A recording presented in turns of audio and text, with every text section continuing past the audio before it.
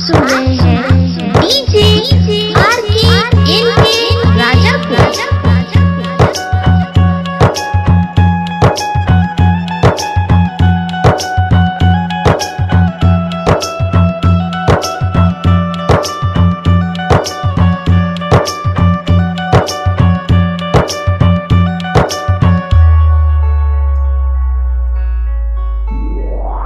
सुना कहानी हमारे प्यार के हबेकार कोइल जिंदगी यार के।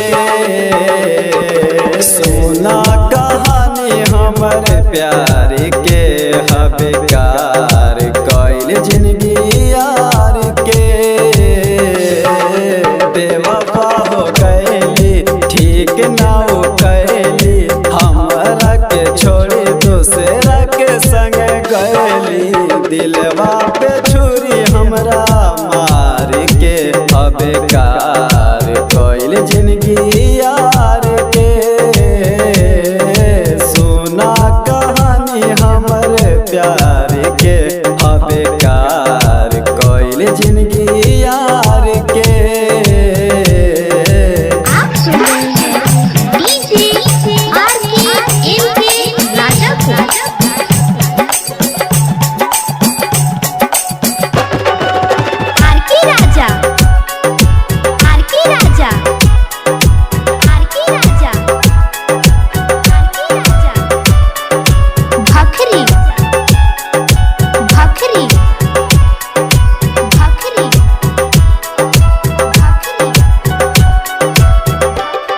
हमरो जिंदगी सुनसान हो गईली जीते दहिया बेजान हो गईली।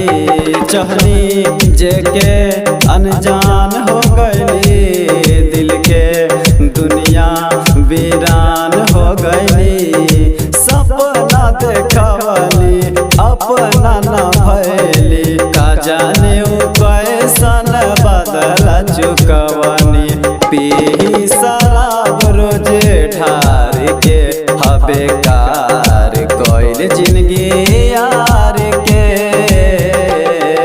सुना कहानी हमर प्यार के बेकार कोइल जिंदगी यार के।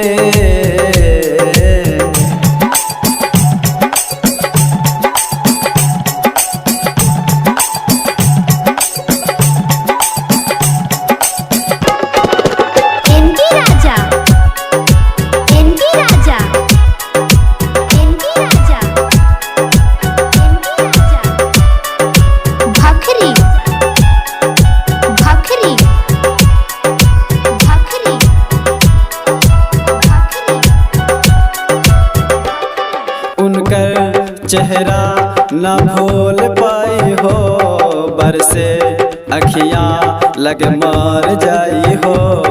सोचली ना जिंदगी ऐसन मोड़ पे आई हो छोड़ दिले वो झूठो कसम खैली हो। कहली तो से राजू रंगीला प्यार नहीं तोहरा से कैली वो लीला। अख्तर के जियते जी मार के बेकार कोइल जिंदगी यार के। सुना कहानी हमर प्यार के बेकार